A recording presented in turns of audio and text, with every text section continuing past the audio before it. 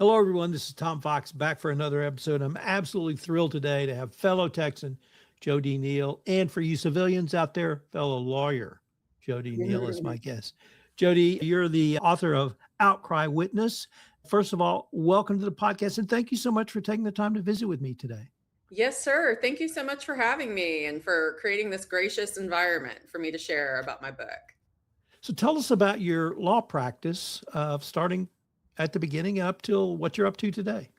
I'm 46 years old and I've been practicing law for 20 years. And I even have bonus practice on top of that because my dad was a trial lawyer. He practiced criminal defense and family law. And I started sitting at counsel table with him and working in his office when I was 13. Law practice has been my life. And there has not been a day that I can remember that I haven't contemplated the problems of humanity in some way in my life. So what's the nature of your practice? I fight evil. People ask me that a lot. What type of law do you practice? And I have had to craft a practice where I am focused more on the population that needs my help than the type of law it is. So I represent survivors who have been offended on in various places. Let's see, I represent employee side, employment conflict, law enforcement and employment conflicts, and Montessori schools and areas where children tend to be. Does that practice extend out to either children, parents, or others who have experienced significant trauma from perhaps an automobile accident, a traumatic act of God, a flood, or anything like that? Yes, sir. I am more than qualified to take those cases. I call those kids in car wreck cases. And I find that a lot of lawyers actually leave a lot of value behind because no one talks to the kid. And the kids have brilliant memories. They remember poignant details and they have real opinions about what happens to them. And so I've had opportunities throughout the years to work at PI firms and even car wreck firms as recently as this past summer, and made a real point to give it proper attention to the child who was in the wreck. And it made a big difference for everyone. Let's go directly to Outcry Witness. What led you to write this book, and what does the phrase Outcry Witness mean to you? What a great question. And I'll tell you, I would not be sitting here with you if it wasn't for Stony Creek Publishing. I had hit a pivotal point in my life where I just couldn't figure out. I knew why I was unhappy, even though I had great success and beautiful children and a house. I knew that I had this thing inside of me that needed to be released. And I had stayed up all night, summer of 2024, writing it out. 3 formative experiences that I knew for a fact I did not consent to and that qualified as sexual assault. And I had followed Stony Creek Publishing on LinkedIn because they published for Crystal Castaneda, who was a candidate for statewide public office many years ago, a few years ago. And so I'd been following them on LinkedIn, and I got a marketing email from Leslie at Stony Creek. And it was truly, I would say, more than a whim, but close to it. And I said, hey, would you ever be interested in a book written by a survivor who was also a crimes against children prosecutor? And sure enough, she said, yeah, let me talk to the publisher, Lauren. And so they came back and they were interested in the project, and they got me through the process of getting this manuscript submitted in not very much time at all.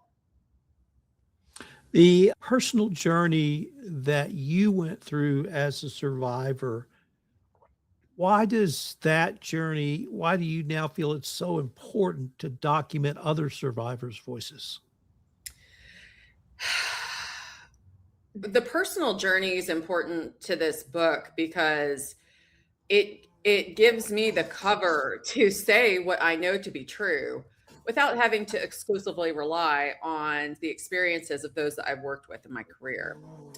The personal journey gives a lot of credibility to the book as well, because I had been a survivor the whole time I've done this work. And I was able to compartmentalize my life experience we got some construction. I was able to compartmentalize my life experience to a degree that allowed me to continue my practice of law.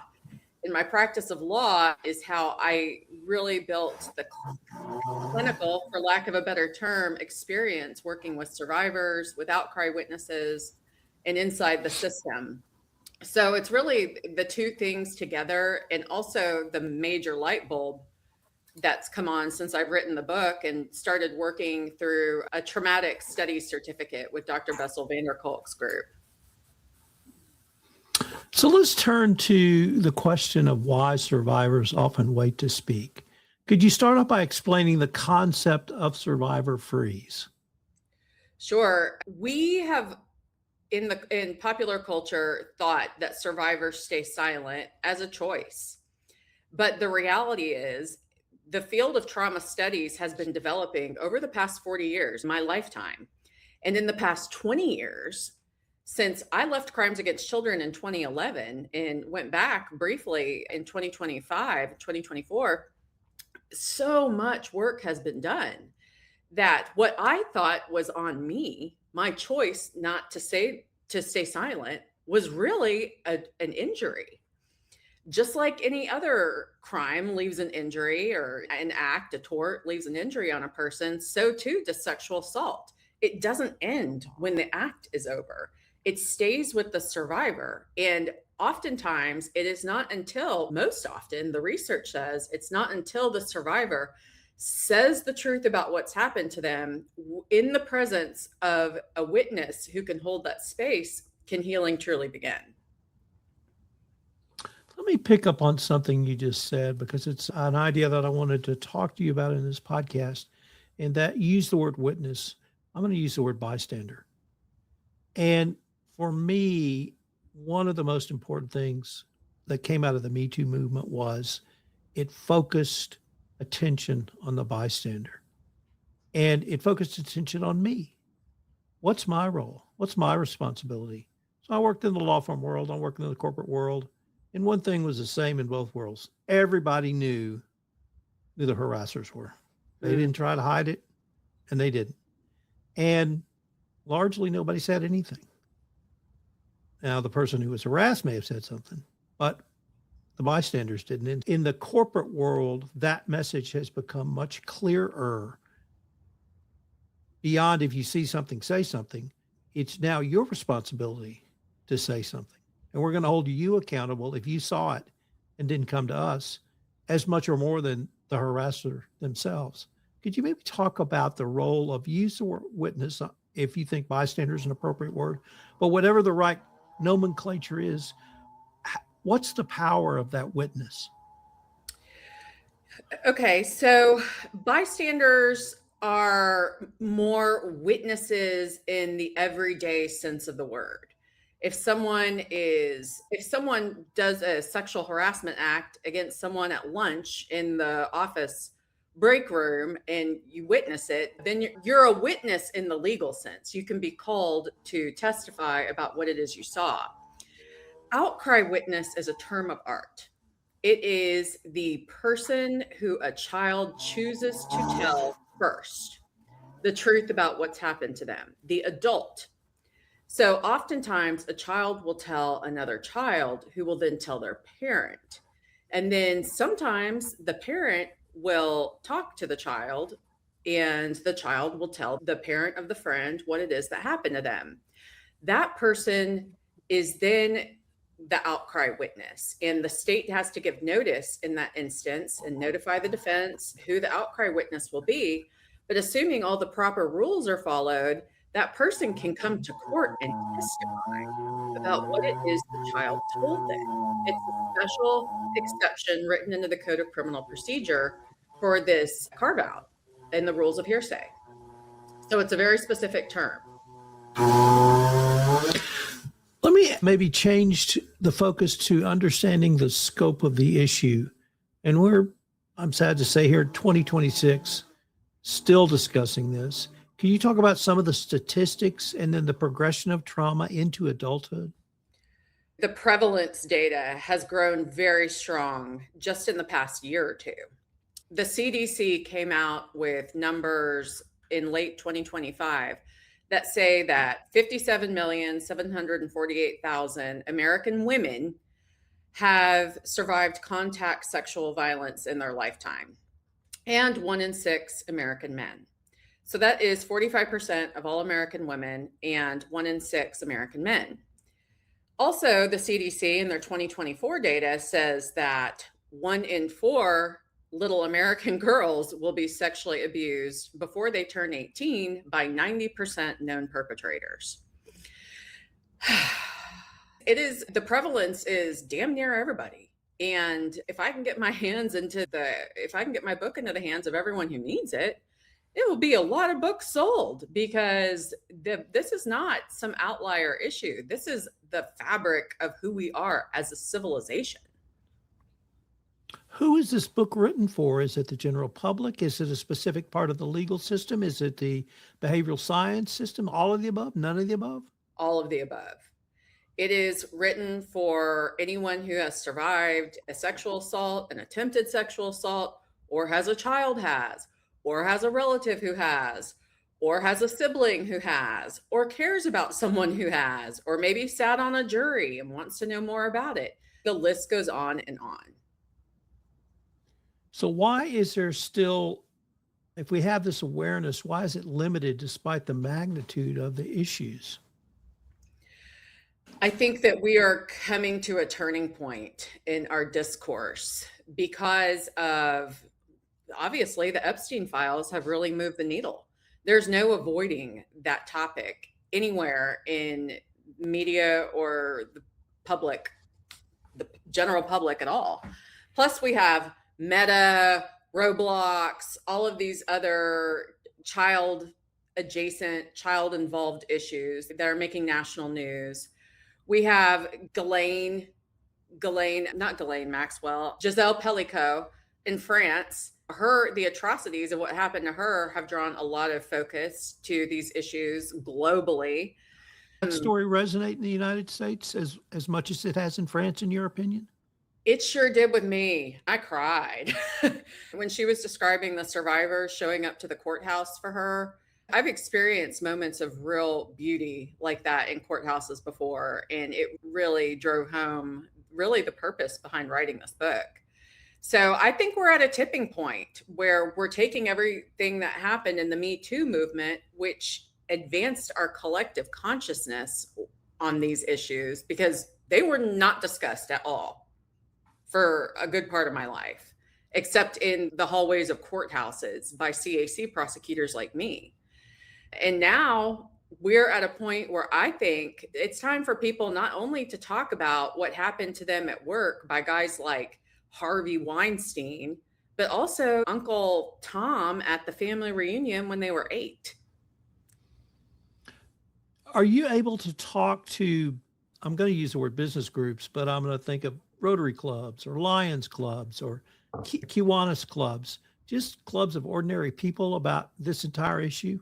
Absolutely. I can. And I've actually built out a workplace humanity offering on my website so that I can train businesses on how to treat survivors with dignity in employment contexts. But talking to groups in the public, I did that a lot when I was a prosecutor. There's a lot of educating of the public that needs to be done. And grand juries often are comprised of members of those groups too. And I worked with grand juries a lot doing vertical prosecution. You mentioned the Epstein scandal, and that's one of the most ubiquitous scandals in front of the American people, even up to this day. The facts of that as they come out are absolutely horrific and push the boundaries of modern slavery about as far as I've seen them pushed, at least in the public arena, because it's so far out there and it's pushed so far around the issues of modern slavery. Can you actually use that information to spotlight on the uncles, the priests, the Boy Scouts, the regular people as well? Absolutely. In fact, since you mentioned the Boy Scouts, I was doing content on Epstein when a member of the Boy Scouts bankruptcy, a claimant in the bankruptcy, found me and contacted me. We've had several meetings, and I'm actually doing a podcast. I did a podcast episode with him There's 82,000 claimants in the Boy Scouts bankruptcy, and none of them have been provided any meaningful forum or any forum whatsoever to say the truth about what's happened to them. They were truly silenced, and they have no recourse about it. And yeah, the Epstein files is really a jumping off place to trauma that people have experienced in different contexts throughout their lives. How can we use the Epstein files as you said, as a jumping off point for hopefully the next spurt of growth or the next awareness? Is it an awareness issue? Is it to get people who hear the information, who become the outcry witnesses, to step forward? How can we use that to move the ball forward? That is a really great question. Excuse me just a second. I think I'm about to sneeze. So sorry. Okay, I think it went away. No, it's back. Okay, I'm so sorry. One thing that I think the Epstein files has done for us, because it is so active on social media, I think that if you're a survivor who's looking to find a safe person to talk to, you could probably find something in your hopeful Outcry Witness social media that might indicate if they're going to be an ear for you. If you see victim blaming behavior, archaic, distorted mindsets, then you want to steer clear of that person. Because if you try and talk to them about what happened to you, it could actually end up in a feeling of being abused even further. But if you're seeing someone share something from Epstein saying, oh my God, I feel so deeply for these survivors, and maybe even they take it another step further and be like, I'm a survivor too, then that's someone that might be a good outcry witness for you. And so I am encouraging everyone, as they're dealing with these issues that are bubbling up, to be mindful about their choice of an outcry witness, because the choice to disclose plus the witness can create the most powerful healing moment for a survivor. You've mentioned you have children, so I'm going to assume you're a mother. I'm a father. My daughter's now 28. And I struggled for a long time with, what should I say to her? And I finally decided that I just had to sit down and say, if anybody touches you inappropriately, I didn't use that word, that's too lawyerly, she had to say something. And whether it was to her friends, whether it was a counselor, I hoped it would be me, but I wanted to try to give her the courage to speak up. How do you counsel? I'm going to start with men. That's not one of us, but also just parents to have that conversation. Excellent question. And I started with my own kids by very gently talking about perpetrators, not stranger danger, but we don't know who they are. They could be anywhere, and how it could really play out for them in school. Like I said earlier, most outcries from children are made to another friend. I have seen this time and time again in my career. And so I wanted my kids to know that they're really the first line of defense. If something bad is happening to one of their friends at school, then that friend might want to tell another child in their class about what's happening to them. And if that happens, then they have to tell a teacher or tell me as soon as they can. And so I find that's a really effective way to do two things: put the child on notice that this is a possibility and to be vigilant, but also to give them the tools they need to help other kids if the opportunity comes about, which the data says is very likely to happen. I'm a huge consumer of true crime podcast and television shows. And one of the themes, unfortunately, that I get is a victim will not be listened to or not be heard based upon race or socioeconomic status. I'm a Texan as well, so that happens in Texas. Are we still stuck there, or how do you see law enforcement evolving in this arena? Yeah, that is a great question. In closing argument, I would talk about disposable children, addressing the race, the maybe got a bad mom, not protective, and to challenge the jury to face their biases when it comes to that sort of thing, because there's no such thing as other people's children, and there are no disposable children. And the fact is that the earlier a child is hurt, the easier it is for subsequent perpetrators to use that child for their own deviant purposes. So I'm seeing, and I'll tell you, law enforcement who specialize in these cases, the stuff they see, the stuff they deal with day in, day out is truly the horrors of humanity. I send the utmost strength, and if I could bow, they deserve it. But to the beat cops and the cops who don't do this sort of work, I think that it's getting better slowly. I know that professionals who specialize in this sort of thing do trainings through TCOL and other organizations. And I would love to do trainings like that for beginner police officers, beat cops, your auto theft people, because there's no area where this topic doesn't become relevant, especially when you look at trafficking. We haven't even touched on trafficking. I can't believe it. How much do you see in your practice around that issue? I went out in private practice about a year ago, and it's been a journey building a private practice from nothing. And I definitely want those cases. I want the cases where the hotel manager is looking away or facilitating it or giving the key card to the bad guy. I'm standing ready for that. And I follow a lot of those stories. And I do think that the Epstein ordeal has really opened everyone's eyes to trafficking. I mentioned bystanders and witnesses, and we had a little conversation about that.